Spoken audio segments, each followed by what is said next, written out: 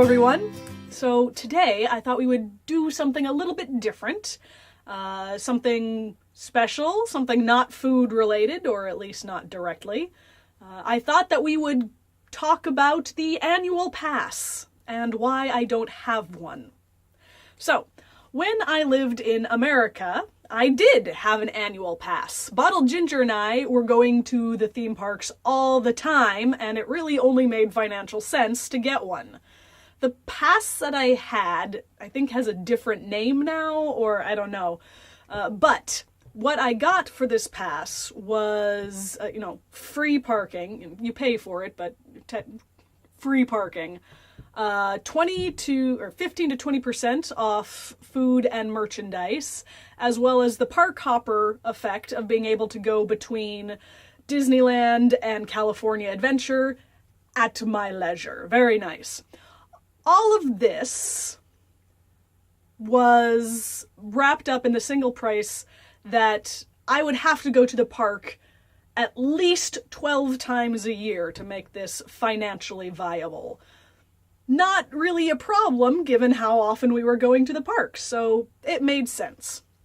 When I moved to Japan, I looked into the Tokyo Disneyland, Tokyo Disney Sea annual passes, and I found out there are 3 different annual passes that are available here.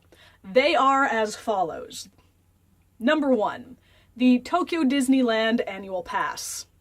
I don't know if that's what its official name is, but that's what I'm going to call it. The Tokyo Disneyland Annual Pass. What do you get with it? You get entry into the Tokyo Disneyland Park even on days where attendance is capped. And that's it. Nothing else. There's no free parking, there's no discount on merch, there's no discount on food, nothing. All you're getting is guaranteed entry into one of the parks. Alright, fair enough. How much does it cost? Well, if you're going to buy this ticket, you're going to want to go to the park at least 9 times to make it financially viable. Alright.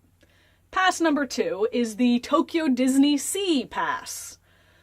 With this pass, as you might surmise, you get entry into the Tokyo Disney Sea Park even on days when attendance is capped. And that's it. Nothing else. That is all you get with this pass. Much like the Tokyo Disneyland Pass, you have to go to the park at least 9 times to make it a good financial decision. It's basically exactly the same thing, only for Tokyo Disney Sea. Cool, neat, awesome. Pass number 3. Pass number 3 is essentially the Park Hopper Pass. This will get you into Tokyo Disneyland and or Tokyo Disney Sea on any day you want, except days where attendance is capped. If you showed up to the park on a day that they're experiencing high attendance and they've capped, entry, then you're not getting in. You can go back and forth between the 2 parks as much as you like, but again, no free entry into the park if attendance is capped. And that's it. Again, no discounts on food, no discounts on merch, no free parking, nothing. All you're getting is the park hopper effect for both parks.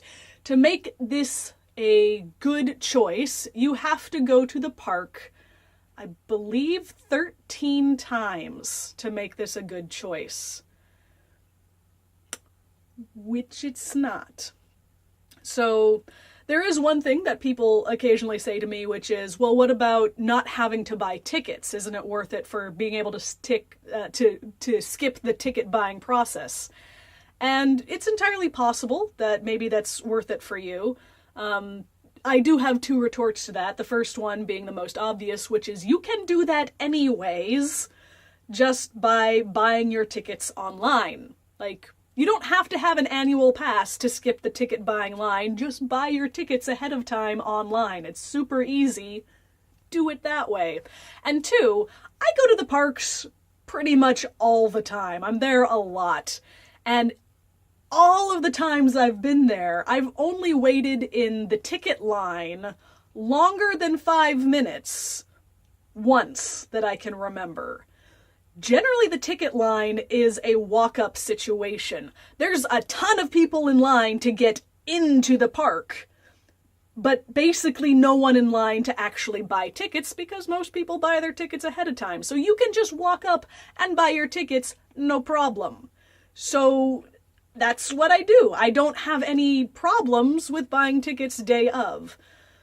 So, yeah, if I wanted to have all of the, the bonuses they offer, if I wanted guaranteed park admittance, even on capped attendance, and the ability to have the park hopper go to either park, I would have to buy Annual Pass number 1 and Annual Pass number 2. So the Tokyo Disneyland Pass and the Tokyo Disney Sea Pass, which would mean I would have to go to the park a total of 18 times a year to make that make financial sense.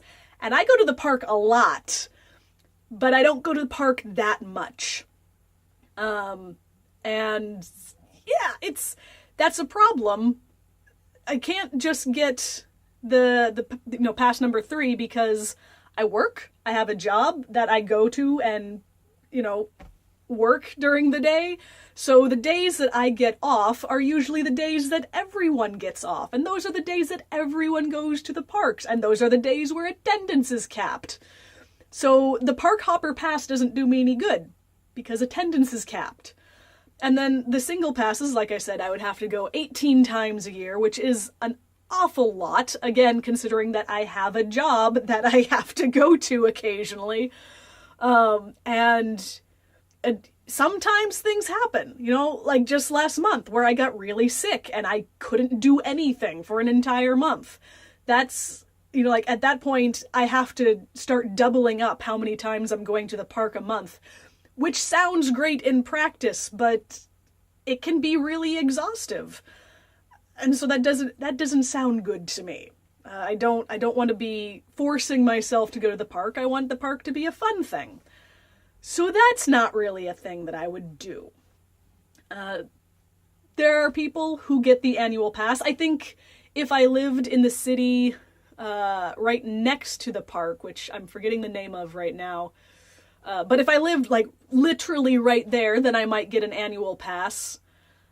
But I live about an hour away from the park, which is still pretty close, but not so close that I'm getting off work and saying, I'll pop over to the park. No, it's a little bit more than that. So no annual pass for me. If you do happen to move to Japan and think that an annual pass would be good for you, no judgment. A lot of people get them just, for bragging rights, for having the card with your picture on it. And that's fine. If that's a souvenir thing that you're interested in, go nuts. For me, it's just absolutely not worth it. So, those are my opinions on the annual passes. I'd love to hear what people have to think about that. If there are any other topics that you'd like me to discuss, let me know and maybe I'll do another one of these. But yeah, that's it. Bye.